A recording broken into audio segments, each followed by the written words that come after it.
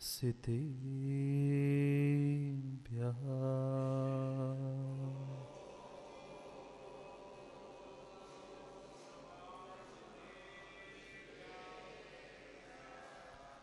श्रीमत्परं गम्भीर स्याद्वान्मोदलाञ्छनम् जियात्रैलोक्यनाथस्य शासनं जिनशासनम्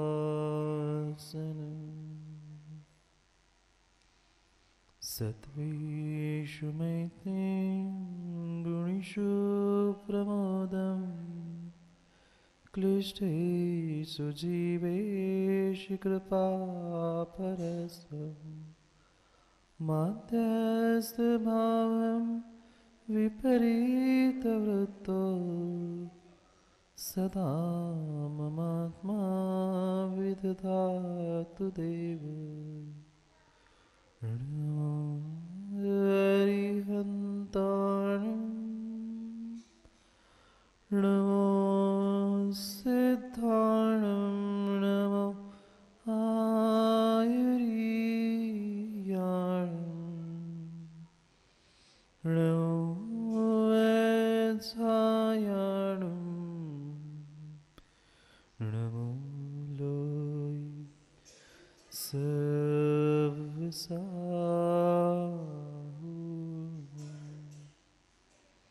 अनंत अनंत परम सिद्ध भगवान की 1008 श्री आदिनाथ भगवान की परम पूज्य आचार्य भगवान कुंद कुंद स्वामी की परम पूज्य आचार्य भगवान अमित गति स्वामी की परम पूज्य आचार्य भगवान गुरुवर विशुद्ध सागर जी महाराज की सनातन जैन धर्म की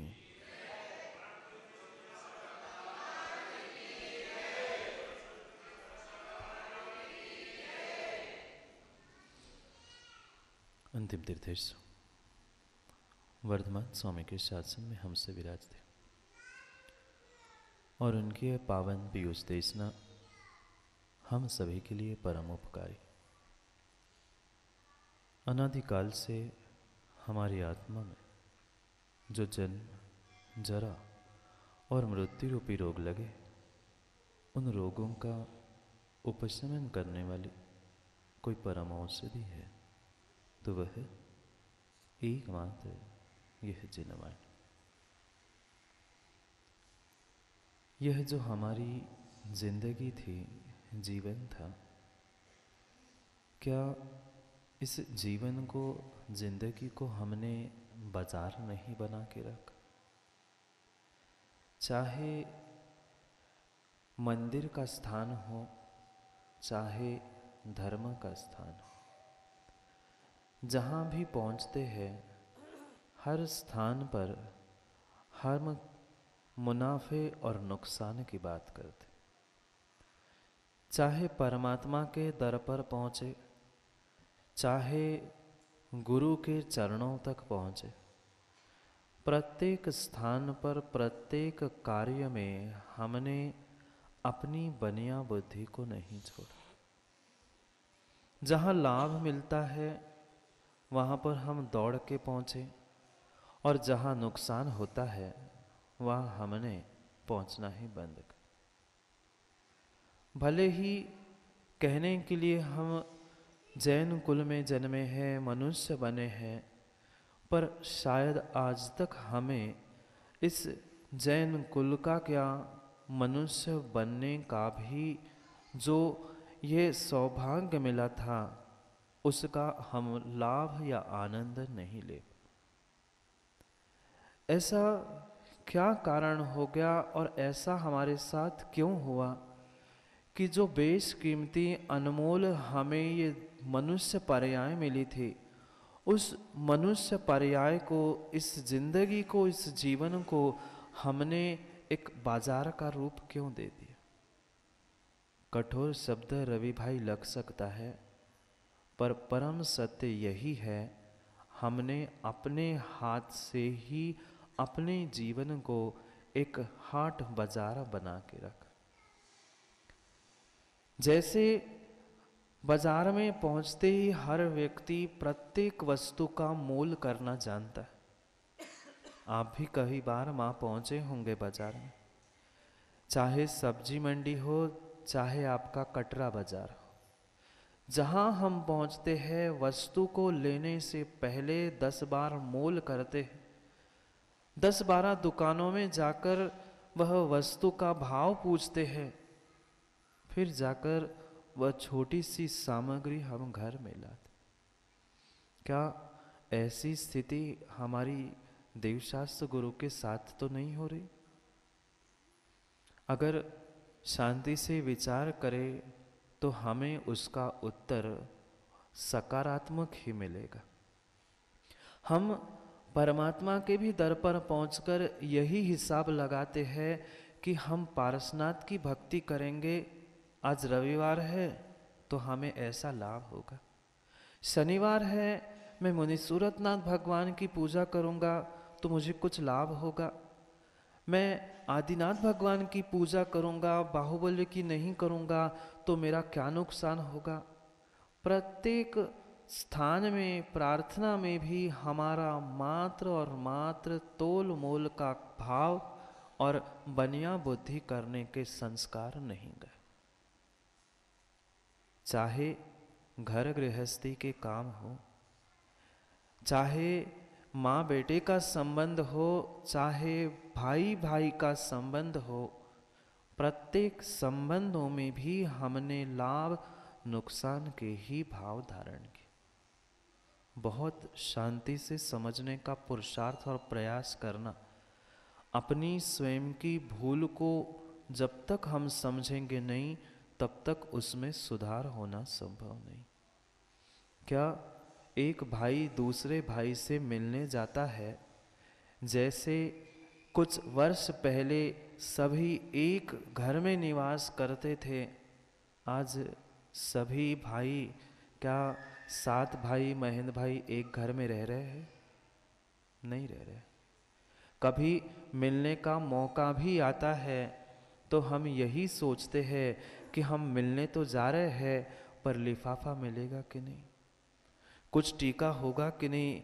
एक दामाद भी ससुराल में पहुंचता है, भाई भाई के पास पहुंचता है, बेटा भी पिता के दुकान में पहुंचता है तो यही सोचता है कुछ ना कुछ लाभ मुझे होना चाहिए।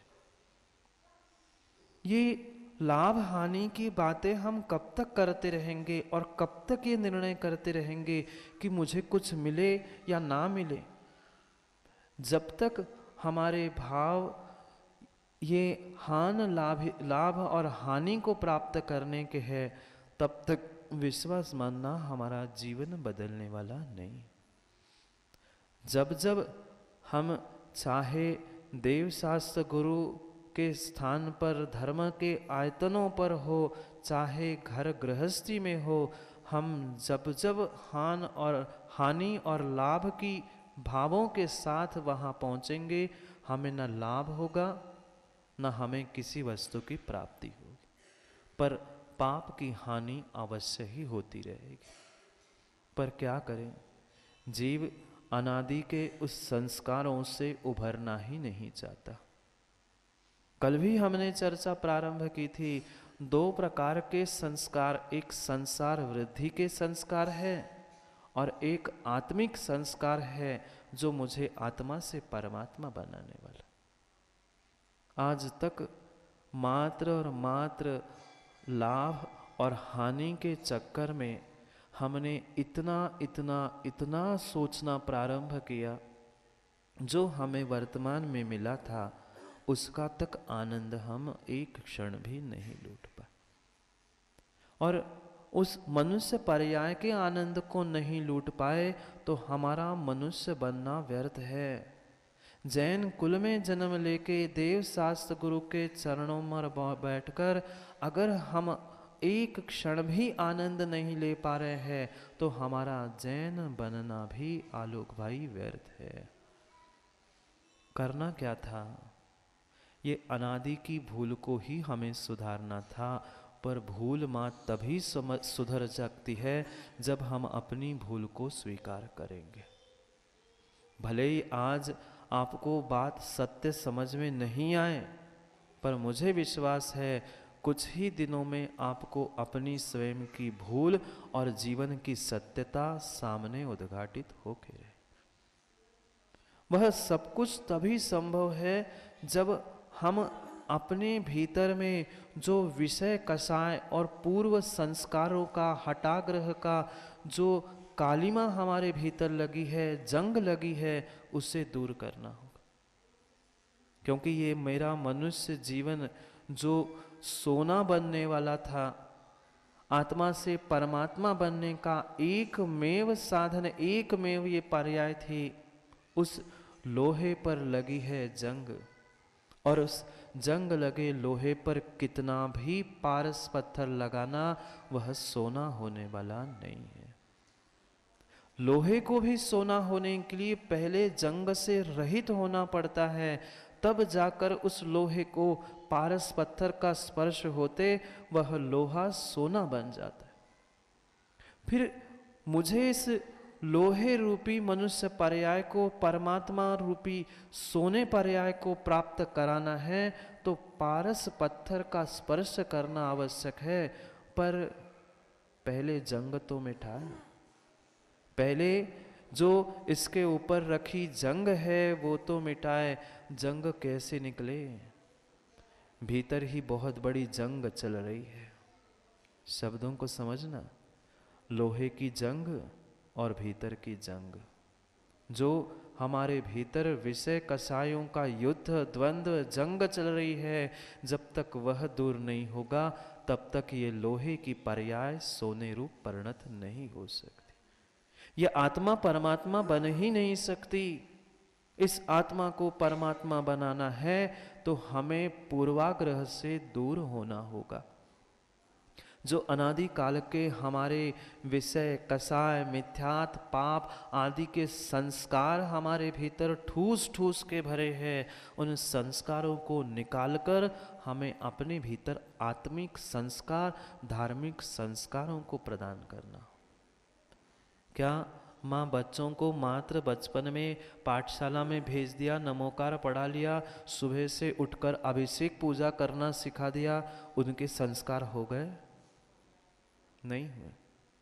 ये तो हम क्रियाओं को अनादि से भव से करते आए हैं, पर इन क्रियाओं के पीछे भाव और भावनाओं को कैसे संभाल कर रखना था, ये अगर संस्कार नहीं मिले हैं तो उन क्रियाओं का कोई सार निकलने वाला नहीं। ये अनादि के संस्कारों के कारण ही हमारे अंतिम संस्कार होते रहे। अंतिम संस्कार नहीं जानते आप लोग? क्या गुरसराय में किसी की मृत्यु नहीं हुई आज तक? जैसे ही किसी की मृत्यु होती है, कितने सुंदर शब्दों से कहते हैं वह हम किसके लिए ले जा रहे हैं? मृत्यु होने के बाद कभी आपने कहा राजकुमार भैया जलाने ले जा रहे हैं, निपटाने ले जा रहे हैं? हम यही कहते हैं नहीं, अंतिम संस्कार करने ले जा रहे हैं। अंतिम संस्कार करके आए हैं। वे अंतिम संस्कार हमें तब तक करने पड़ेंगे और तब तक करवाने पड़ेंगे जब तक हमारे भीतर आत्मिक संस्कार नहीं आएंगे। पक्का मानना, जब तक उन्ना लत्ता के साथ हो, उन्ना लत्ता, जब तक कपड़ों के साथ हो, उन्ना लत्ता के साथ हो, तब तक तुम्हारे अंतिम संस्कार होते रहेंगे। जिन्होंने उन्ना लत्ता, इधर उधर की इताएं उताएं की सब विषय कषायों को छोड़कर आत्मिक संस्कार प्राप्त करना प्रारंभ किया है, उनके अंतिम संस्कार नहीं होते। दहन करना अंतिम संस्कार एक श्रावक के होते हैं। साधु के वे अंतिम संस्कार दाह, अग्नि आदि नहीं होते। क्योंकि हमें अगर परमात्मा बनना है तो क्रम क्रम से उन स्थानों को प्राप्त करना होगा। एक एक सीढ़ी चढ़ के ही व्यक्ति मंजिल पर पहुंचता है। पहले जो हमारी अनादिकाल से चल रही भूल थी उस भूल को समझे, भूल को सुधारने का प्रयास करे, तभी जाके जीवन में थोड़ा सा बदलाव आ सकता है, अन्यथा आने वाला नहीं है। आत्मिक संस्कार तभी संभव है जब हम अपने मन के संस्कारों को बदलने का प्रयास करें। कैसे भाव और कैसी भावनाओं को लेकर हम परमात्मा के मंदिर में, गुरु के चरणों में पहुंचते हैं। आज तक हमने यही प्रयास किया, मंदिर में भी पहुंचे, गुल्लक में रुपए, 2 रुपए, 5 रुपए, 10 रुपए, 100 रुपए डाल दिए और लाखों की बात भगवान से कर लिए। भगवान मैं ऐसा कर लूंगा, आपका आशीष मिल जाए, मैं सिद्ध चक्र विधान कर दूंगा, मैं भगवान विराजमान कर लूंगा। भगवान कोई बनिया नहीं है जिसे लाभ और हानि की बात करके उनके साथ ही हम समझौता कर ले। जब तक ये हमारे पुराने संस्कार हटाग्रह दूर नहीं हो रहा है, तब तक जीवन में आनंद आने वाला नहीं है। क्यों? मायाचारी आप नहीं जानते ना? मायाचारी आप लोग नहीं जानते ना? जो मायाचारी जानते हैं तो करते नहीं होंगे, करते हैं क्या? मायाचारी करने से तिर्यंच बनना पड़ता है, ये आपको पता नहीं है? जानते हैं पर मानते नहीं है। जानते सब कुछ है पर मानते नहीं है, यही तो हमारा हठाग्रह है। हम जानते हैं कि हमें परमात्मा के चरणों में पहुंचकर, गुरु के चरणों में पहुंचकर हमें कैसे भाव बनाने चाहिए, जानते हैं पर मानते आज तक नहीं है। यही पूर्वाग्रह है, यही हमारा हठाग्रह है। नहीं, हम तो ऐसे ही है, भले ही पंच बैठ जाए, भले ही 5 पंच बैठ जाए, पर सुनील भैया कहते नहीं महाराज जी हमने आपकी बात मान ली, पर नर्दा बहे तो नहीं जानते। कोषाध्यक्ष जी है, अब उनने कहा सबकी बात स्वीकार है, पूरी पंचों की बात स्वीकार है, पर नर्दा बहे तो हमारे दार से। ये जो हमारे अनादिकाल का हठाग्रह और पूर्व संस्कार है, ये जब तक भीतर की ये जंग दूर नहीं होगी, तब तक आप लाख धार्मिक क्रियाएं करते रहना, उन क्रियाओं का फल मिलने वाला नहीं है। मत बदलो वस्त्र, मत बदलो वेदी, मत बदलो परमात्मा, मत बदलो स्थान। अगर कुछ बदलना है तो अपने भावों को बदलो, अपने परिणामों को बदलो, अपनी भावनाओं को बदलो। जब तक हमारे भाव और भावनाएं नहीं बदलेंगी, तब तक हमारा जीवन बदलने वाला नहीं है। आप लोग नहीं चाहते जीवन बदल जाए? हर व्यक्ति, बालक से लेकर युवा से लेकर वृद्ध व्यक्ति भी, जो 80 वर्ष का खटिया पे पड़ा है, वो भी चाहता है जीवन बदल जाए। पर जीवन बदले कैसे? भाव नहीं बदलोगे तो। पहले भाव तो बदलना सीखो। पर माँ, हम भाव बदलने की जगह भाव खाना जो सीख गए हैं, नहीं खाते। भाव बदलने की जगह देव शास्त्र गुरु के चरणों में पहुंचकर जहां हमें अपने भावों को बदलना था, वही हम भाव खाते हैं। हम तो महामंत्री है, हम क्यों? हम तो अमुक है, हम क्यों? जब तक भाव खाओगे महन भाई, तब तक कभी भाव बदलने नहीं है, और भाव नहीं बदलेंगे तो भाव भी बदलने वाले नहीं है। यही चतुर्गति के भव हमें प्राप्त होते रहेंगे। त्रियंश, मनुष्य, नारकी और देव, इन सभी पर्यायों में, भवों में भ्रमण करने का मुख्य अगर कोई कारण है तो ये भाव परिवर्तन है, भाव परावर्तन है। भाव परावर्तन पंच परावर्तन का करता है। 5 परावर्तन संसार है, उन 5 परावर्तन का करता धरता अगर मुखिया कोई है तो भाव परावर्तन है। भाव बदलो, भाव बदल जाएगा। पर क्या करें, इतना समय कहाँ है महाराज जी हमारे पास? भाव बदलने के लिए समय नहीं है।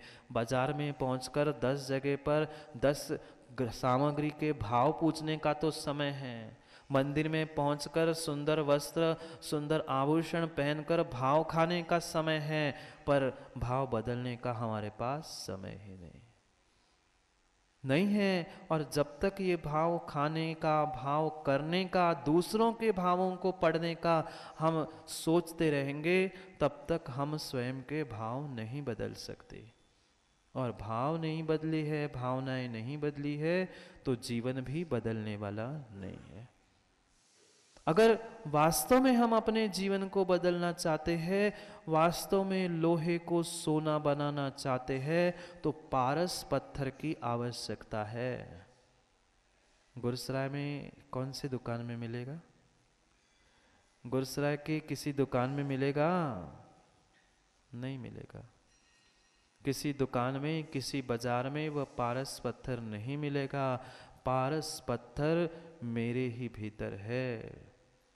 बहुत सुंदर बात आचार्य अमित गति स्वामी कह रहे हैं, अगर कोई पारस पत्थर है जो मेरी लोहे रूपी पर्याय को सोना बनाने वाला है, तो वह सामायिक है, जहां ना लाभ ना हानि, कोई परीक्षा का स्थान नहीं है, मात्र समता परिणामों से युक्त जहां सामायिक होगी, वही सामायिक मेरे भीतर की जंग को मिटा सकती है। जैसे लोहे की जंग मिटाकर पारस पत्थर का स्पर्श होते ही लोहा सोना बन जाता है, ऐसे ही आत्मा उस सामायिक और ध्यान की विधि से परमात्मा बनती है। पर क्या करें, हमारी भाषा भी हानि और लाभ की हो गई है। हमारी बुद्धि भी बनिया की, लाभ हानि की हो गई है। प्रत्येक स्थानों पर हमने मात्र और मात्र परीक्षा करना सीखा। अगर आज किसी युवा से कह दे कि नमन भाई सुबह उठकर तुम अभिषेक पूजा कर लो, तो सबसे पहले पूछता है, महाराज जी उससे क्या होगा, क्यों करूं? सुबह इतनी ठंड में उठकर अभिषेक पूजा करने से मुझे क्या मिलेगा? कुछ तो मिलना चाहिए। आ गया तर्क, आ गई बनिया बुद्धि। हमारे भीतर समर्पण के भाव ही नहीं बचे।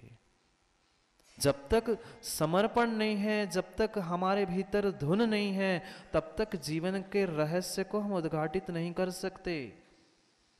धर्म की क्रिया तो हमने की, पर प्रत्येक क्रिया के पीछे हम यही तर्क करते रहे, ऐसा करेंगे तो क्यों, ये होगा तो क्या होगा, वो करेंगे तो क्या मिलेगा। हर स्थान पर लाभ और हानि को नहीं देखा जाता, नहीं देखा जाता। जहां जहां हानि और लाभ को देखा जाएगा, वहां वह व्यापार होगा, बाजार होगा। जीवन कोई व्यापार नहीं है। एक एक पल बेशकीमती थे हमारे इस मनुष्य पर्याय के, पर हमने उन एक एक पल को क्या अपने जीवन के उत्कर्ष के लिए उत्कर्ष लगाया? नहीं लगाया। और जब तक हम अपने एक एक कीमती पल को, कीमती जीवन को अपने उत्थान के लिए, उत्कर्ष के लिए नहीं लगाएंगे, तो हम कभी भी परमात्मा नहीं बन सकते। प्रचंड प्रचंड पूर्व संस्कारों की जंग हमारे भीतर लगी है, हठाग्रह की जंग लगी है, उसे हमें पहले अलग करना होगा। मां एक प्रश्न पूछूं, उत्तर दोगे? नहीं दोगे ना? उत्तर दोगे? मौन हो गए क्या? मौन है आज का? आज अष्टमी चतुर्दशी थोड़ी ना, मौन तो नहीं है। उत्तर दे दोगे? उत्तर दे देना। आपके घर में दूध आता है क्या? नहीं आता? आता है। दूध आता है तो आप जो दूध लेते हो किसी बर्तन में लेते हो कि हाथ में लेते? बर्तन में लेते हो। जो दूध आता है बर्तन में लेते हो, माँ 50-60 रुपए लीटर होगा, लगभग 40-50 जो भी लीटर होगा। उस दूध को लेने के लिए जो कल के दूध का बर्तन था उसी में लेते हो ना? बोलो ना। कल के दूध के बर्तन में दूध ही था, कल का दूध का बर्तन था, उसी में आज का दूध भर लो। भरते हो? क्यों? वह तो दूध ही था ना। दूध के बर्तन में दूध भरने में क्या परेशानी थी? महाराज जी दूध का बर्तन भी था, पर दूध के बर्तन में कल का दूध का बर्तन था, और उस कल के दूध के बर्तन की लगार, लगार नहीं जानते? कल के दूध के बर्तन की थोड़ी सी भी लगार लगी है तो आज का दूध क्या होगा? 50 रुपए की दूध की माताओं को कितनी कीमत है कि कल के दूध के बर्तन का लगार ना बचे, इसलिए मात्र धोने से काम होता है, मांजने से काम होता है, धोते हैं, मांजते हैं, सुखाते हैं, पुनः कपड़े से पोंछकर फिर दूध भरते हैं।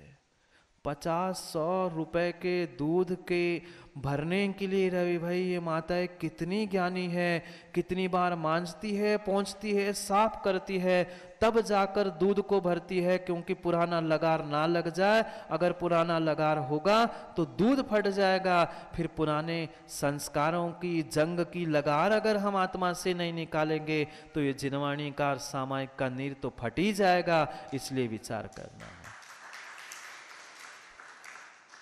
इसलिए जब माँ 50-100 रुपए के दूध को लगार से बचाने के लिए 3 बार बर्तन को साफ करते हो, फिर हमें अपने आप को और अपने भावों को कितना साफ करना होगा।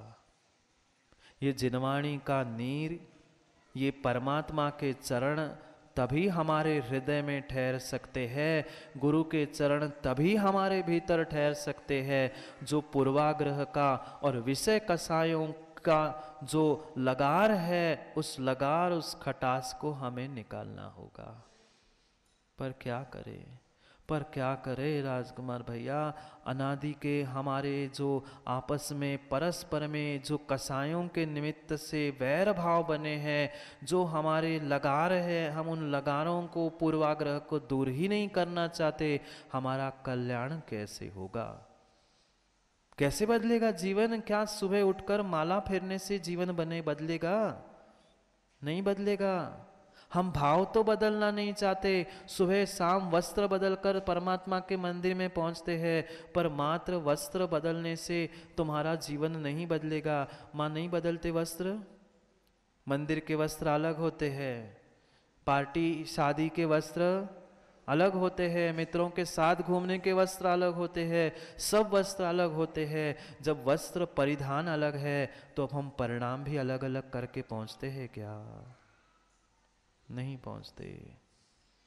अगर हम अपनी भावनाओं को नहीं बदल रहे हैं, अपने सामायिक को, समता भावों को प्राप्त करने का प्रयास नहीं कर रहे हैं, तब तक काम नहीं बनेगा। धर्म कोई सौदा नहीं है, धार्मिक क्रियाएं कोई सौदा व्यापार नहीं है। हर स्थान पर बनिया बुद्धि और बाजार की भाषा बनाने से काम नहीं बनता। इसलिए हमें समर्पण के और भक्ति के परिणाम को प्राप्त करना होगा। कोई व्यक्ति अगर पानी गिरते समय, अभी कल पानी गिर रहा था, देखा क्या आप लोगों ने? कल भी बूंदाबांदी होने लग गई थी। उस पानी का अगर बरसात का, क्योंकि बरसात में भी पानी गिरता है, अभी पानी गिर रहा था, उस बरसात के पानी का आनंद अगर लूटना है तो क्या उस पानी की परीक्षा करने से आनंद आएगा? माना कि आप घर में बैठे थे, बाहर पानी गिर रहा था और उस पानी गिरने से उसकी टप टप से जो संगीत सुनाई दे रहा था, वह संगीत कब सुनाई देगा? आप अगर ये सोचते रहो कि काले बादल से गिर रहा है कि सफ़ेद बादल से गिर रहा है, पानी मतलब H2O होता है, इसमें हाइड्रोजन इतना, ऑक्सीजन इसका, अरे हर बात की परीक्षा करोगे तो उस पानी से आने वाले संगीत का आनंद कब लूटोगे? कभी कभी हमें अपने आप को समर्पित कर देना चाहिए। जैसे देव शास्त्र गुरु के चरणों में आप समर्पित होते हो, वैसे ही तुम्हारा जीवन बदलता है। आप अनुभव करके देखना। कोई ये धर्म यानी विज्ञान नहीं है कि प्रत्येक स्थान पर हम धर्म और धार्मिक क्रियाओं को किसी कसौटी पर घिस के देख ले कि सोना है कि पीतल है। जब तक तुम परीक्षा करते रहोगे तब तक तुम्हें उस वस्तु का आनंद नहीं आ सकता। क्योंकि धर्म विज्ञान नहीं है, धर्म कोई सौदा नहीं है, धर्म समर्पण है। धर्म एक धुन है, जब तक वह समर्पण धुन नहीं है तब तक तुम्हें उस किसी भी क्रिया का आनंद नहीं आएगा। धर्म और धार्मिक क्रिया का ही नहीं आनंद आ रहा है, हम अपने स्वयं के भावों का और आत्मा का क्या आनंद लूट पाएंगे। इसलिए हमें विचार करना है, जो पूर्व संस्कारों की और हठाग्रह की जो लगार लगी है, उस लगार को हटाने का पुरुषार्थ करना होगा। हमें अपने भावों के साथ अपनी भाषा को भी बदलना होगा और भाषा के साथ आलोक भाई भावों को भी बदलना होगा। ये कोई व्यापार सौदा विज्ञान नहीं है। जरूरी नहीं है कि प्रत्येक स्थान पर हमें लाभ हो, कहीं कहीं हमें घाटे का सौदा भी। क्यों महेंद्र भाई करते हो क्या? कभी कभी जानकर हमें घाटे का सौदा आज के लिए करना पड़ता है, क्योंकि हमें पता है कल इस घाटे से कुछ लाभ हो सकता है। हर समय पर हम आज के ही लाभ को देखेंगे तो कल का हमें लाभ नहीं मिल सकता। कभी आज का घाटा हानि देखकर आने वाले समय का लाभ भी हमें देखना पड़ता है। कई बार ऐसा विचार करने वाला ही व्यक्ति जीवन में सफल होता है, व्यापार में सफल होता है। फिर जीवन में भी सफल होना है तो हमें समर्पण कितना आवश्यक है। व्यापार में, गृहस्थी में तो हमारा समर्पण है। क्या गृहस्थी में समर्पित नहीं है? क्या आप लोग व्यापारों में समर्पित नहीं है? पर जितने व्यापार और घर गृहस्थी में समर्पित है, उतने हम परमात्मा पे, धर्म पर समर्पित है? शायद नहीं है। शायद इसलिए कह रहा हूं कि आपके भाव आप जानते हो, हम कैसे जान पाए? अपने स्वयं के भावों को पढ़ो। जब तक हम अपने भावों को नहीं पहचान पा रहे हैं, सुधार नहीं पा रहे हैं, तब तक हमें कभी भी किसी कार्य में आनंद नहीं आ सकता। अगर किसी व्यक्ति को प्यास लगी है, सजल प्यास लगी कभी? अभी नहीं पूछ रहा हूं, कभी पूछ रहा हूं। कभी प्यास नहीं लगी क्या? प्यास लगी, और प्यास लगी, किसी ने आपके सामने लाकर एक भरा हुआ पानी का गिलास रख दिया।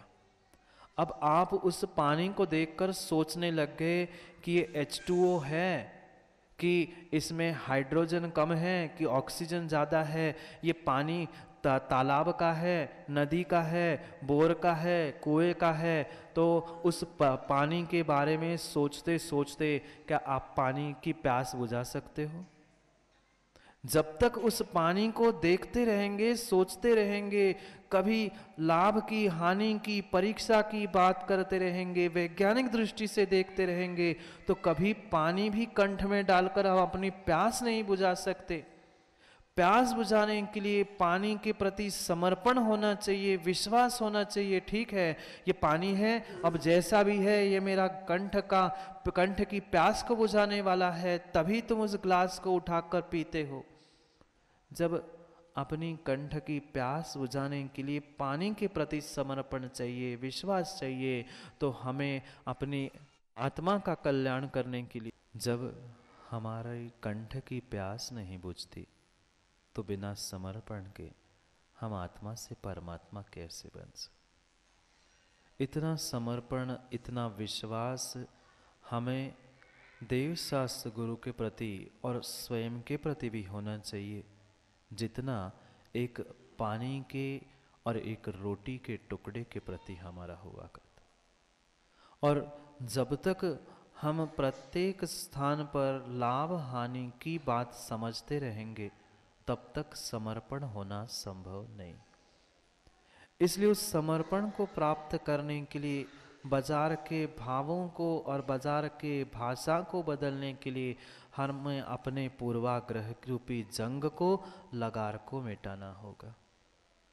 और वही मिटाने के लिए बहुत सुंदर व्याख्या आचार्य अमित गति स्वामी सामायिक पाठ या भावना द्वात्रिंशति का इस ग्रंथ में हमारे लिए दे रहे। बहुत सुंदर व्याख्या करते हुए एक एक श्लोकों के द्वारा सामायिक की क्रिया विधि आदि को समझाने का प्रयास आचार्य भगवंत करेंगे। पहले तो हम दो शब्दों को समझे। आज भले ही हमने प्रारंभ किया है, आज हम कम से कम नामों के ही विषय में समझे।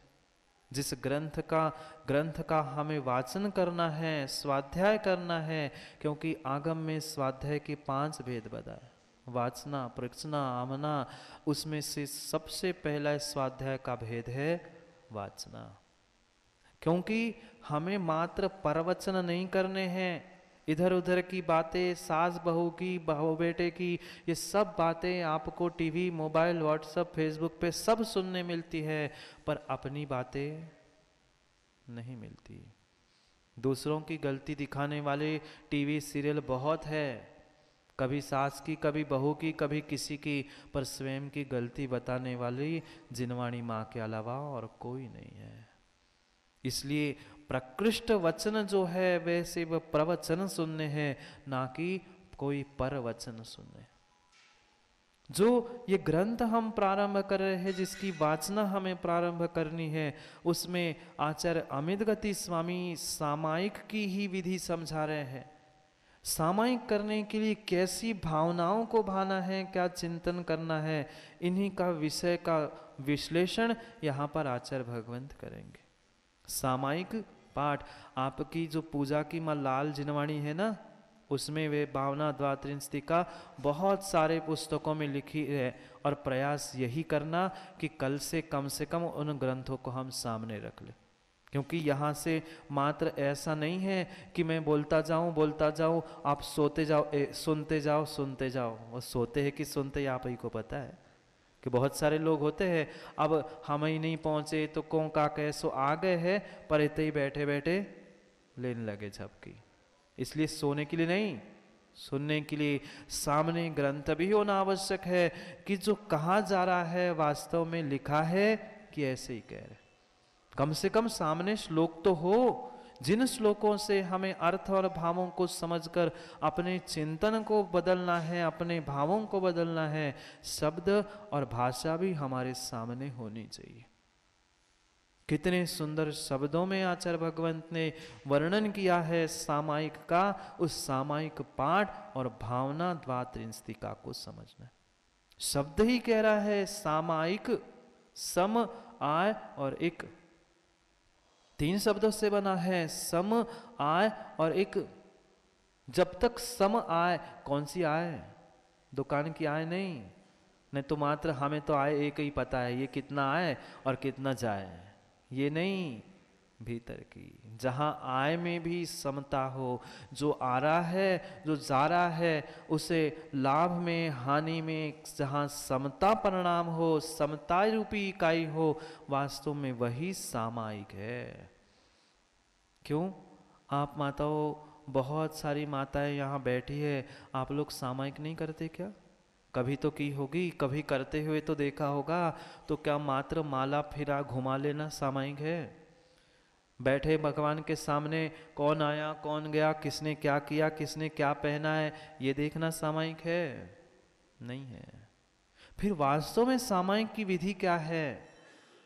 वह क्या होती है सामायिक, कैसे सामायिक करना है, उसको हमें समझना है। क्योंकि पक्का मानना, जब तक हम स्वयं डूबेंगे नहीं तब तक पाएंगे नहीं। जो डूबेगा वही पाएगा। एक नगर था, उस नगर में एक राजा था, और राजा बहुत चिंतित था। कुछ द्रव्य के अभाव में, और कुछ जो पब्लिक थी, जनता थी, उनकी सुरक्षा के कारण से। क्योंकि धन की कमी थी, इसलिए जनता की सुरक्षा संभव नहीं हो पा रही थी। राजा सोच रहा था क्या किया जाए, क्या किया जाए। राजा को अपने पूर्वजों की बात याद आ गई। राजा के पूर्वजों की ऐसी कथा उसने सुनी थी कि आपके नगर के पास में ही एक बहुत बड़ी झील है, बहुत बड़ा तालाब है, और उस तालाब में कहीं पारस पत्थर है। इतना लंबा चौड़ा तालाब, इतना गहरा तालाब, कौन डुबकी लगाएगा? और ऐसी अलग से थोड़ी उस पारस पत्थर की पहचान होती है कि पत्थर से उठा के अलग से ले आए, और एक एक पत्थर को लगाने के लिए भी किसी इंसान की ताकत नहीं, वहां पानी में रहेगा तो पानी में डूब मर भी जाए। राजा ने विचार किया क्या किया जाए, क्या किया जाए।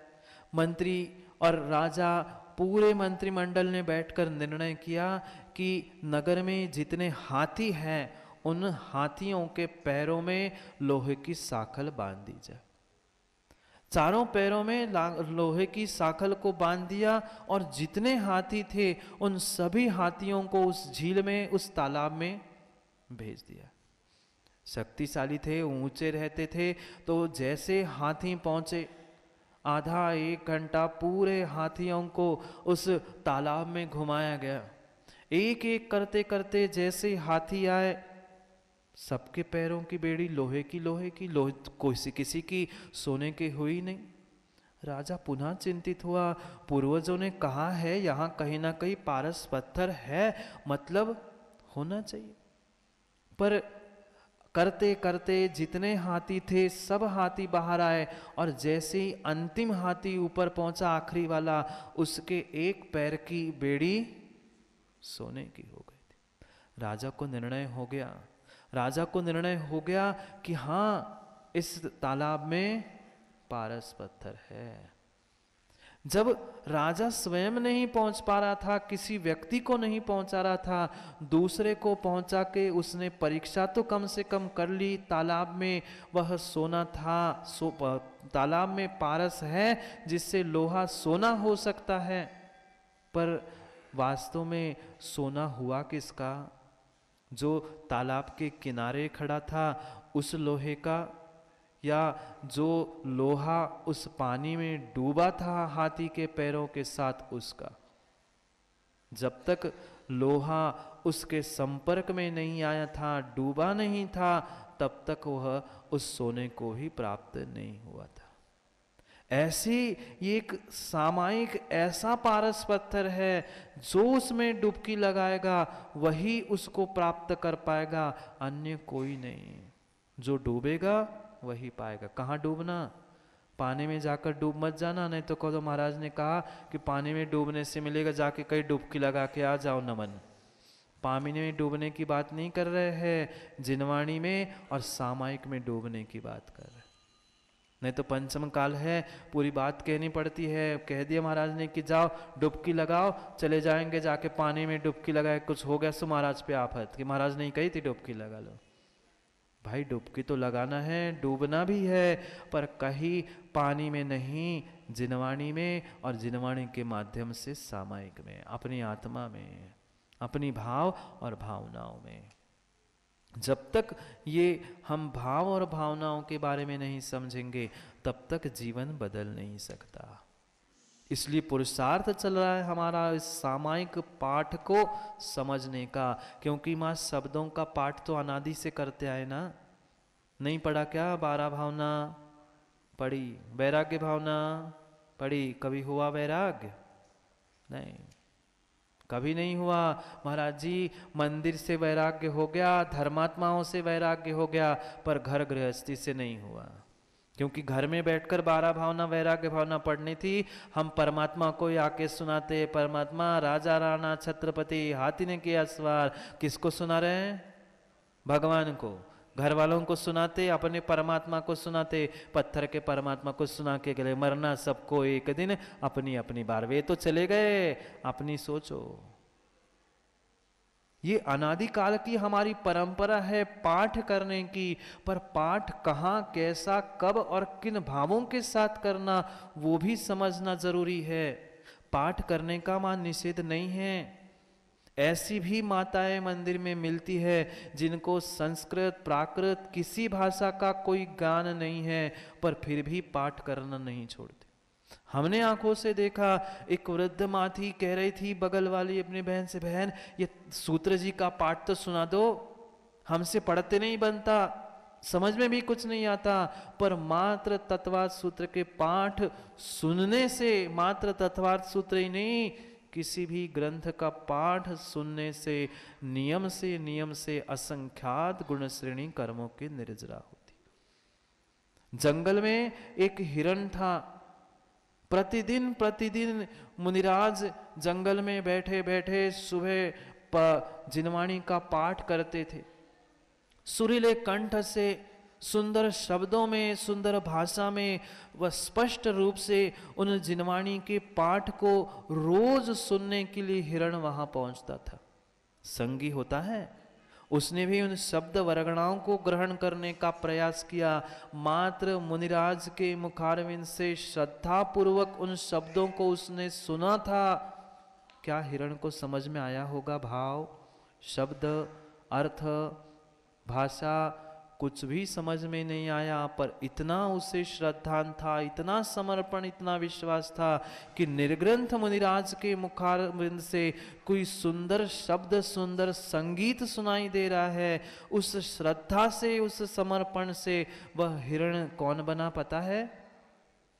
क्या पता है वो हिरण कौन बना? पुराण नहीं पढ़े, सत्य घटना है, कोई मनगढ़ंत नहीं, सत्य घटना। वह हिरण आने वाले समय में वह बाली मुनिराज बन के, जिन्होंने कैलाश पर्वत के 72 जिनालयों की पर्वत की रक्षा की थी, ऐसे बलवान बाली मुनिराज बने थे मात्र जिनवाणी का पाठ सुनने से। इसलिए ये सामायिक पाठ जो शब्द लिखा है, भले ही हम शब्दों को पाठ पठन करें, पर पाठ करने की परंपरा को छोड़ मत देना। आज क्या करे, मात्र और मात्र चक्रे जी दिखावे के चक्कर में जीवों ने सब परंपराएं छोड़ दी है। सुबह मंदिर में सामूहिक पाठ होता था, शाम को मंदिर में ही वचनिकाएं होती थी, सब भक्ति भावनाओं के पाठ होते थे। आज मात्र और मात्र भागा दौड़ी के पीछे, इधर से कलश ढाला, इधर से चावल उठा के अर्घ्य चढ़ा दिया, थाली खाली कर ली और पता चला हम 7 बजे घर में पहुंच गए अभिषेक पूजा करके। भाई क्यों, क्या कर रहे हो, किस लिए करना है, ये भी तो थोड़ा सा सोचो। मात्र थाली खाली करने से, एक लोटे का कलश का पानी कहीं खाली कर लेने से तुम्हें पुण्य मिलने वाला नहीं है। अगर उसके पीछे के कारण, उसके पीछे के भाव हमें पता नहीं है, तो मात्र उन क्रियाओं को करने से कोई कारण होने वाला नहीं। इसलिए इन भावों को समझो, भावनाओं को समझो, एक एक भावना के बारे में हमें समझना है, क्योंकि ये भावना द्वात्रिंशति का ग्रंथ को ही हम प्रारंभ कर रहे हैं। कल से श्लोक वगैरह पढ़ेंगे, पर आज भूमिका तो समझ लो। भावना, भाव ना, जहां मां भाव खाना ना हो, जहां दूसरे के भाव करना ना हो, ऐसी वह भावना। भावनाएं, जहां कोई बाहर के भाव ना आए, वही भावनाएं। भाव ना आए, कोई बाहर के, इधर उधर के, दूसरे के, पर वस्तु के भाव ना आए, मात्र अपने स्वयं का चिंतन, अपने स्वयं के भावों को पढ़ने की जो प्रक्रिया है, वही भावनाएं और वही भाव है। और उनके पाठ को ही समझते समझते हमें अपने उस जीवन में लगे हुए जंग को, हटाग्रह को, पुरानी लगार को मिटाने का पुरुषार्थ करना है। वह तभी संभव है जब हम कभी अपने आप में डुबकी लगाने का प्रयास करेंगे।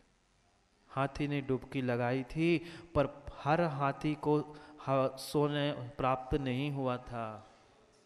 सामायिक हर कोई करता है, पर हर कोई को सामायिक का आनंद नहीं आता। हर कोई आत्मा से परमात्मा नहीं बन पाता। जो उस विधि को जानता है, वह अपने कल्याण को प्राप्त करता है। केवली भगवान भी होते, गणधर भगवान भी होते हैं। वे गणधर भगवान भी अंतर मुहूर्त में द्वादशांग का पाठ कर लेते हैं। पूरे द्वादशांग का पाठ मां कितने में? मात्र अंतर मुहूर्त में कर लेते हैं। हम अंतर मुहूर्त में पाठ नहीं कर पा रहे हैं, कम से कम जो पाठ हो रहा है उसको सुनने का तो पुरुषार्थ कर लो। क्योंकि विश्वास मानना, बार बार ये समय मिले, जरूरी नहीं है। जरूरी नहीं है, भले ही व्यापार की थोड़ी सी लाभ हानि कम हो जाए, पर ये जो लाभ मिल रहा है, यह भाग्य सौभाग्य बार बार नहीं मिलेगा, नहीं मिलेगा। इतने अद्भुत रहस्य आचार्य भगवंत अमित गति स्वामी ने इस सामायिक पाठ और भावना द्वात्रिंशदिका में लिखे हैं। एक एक शब्द और एक एक श्लोक समझने जैसा। क्यों लिखा, क्या लिखा और किस प्रकार से लिखा है, उनको समझने के साथ हमें अपने जीवन को बदलने का पुरुषार्थ करना है। इसलिए भावनाओं को 32 पदों के द्वारा जो लिखा गया है, उन 32 पदों को हमें समझना है कि कैसी भाव और कैसी भावनाएं हमारी होनी चाहिए। जीवन मेरा तभी बदलेगा जब हम अपने भावों को, अपने परिणामों को बदलना सीख लेंगे। जो ये जीवन मेरा बाजार की तरह, एक हाट की तरह हो चुका है, सब जगह पर तोल मोल के भाव हो चुके हैं, वह हमें बदलकर निर्णय करना होगा कि हमें अपने भावों को किस प्रकार से बदलना है। माँ, 50-100 रुपए की दूध की कीमत है कि नहीं? 50-100 रुपए दूध की अगर कीमत है तो इस आत्मा की कीमत क्यों नहीं है?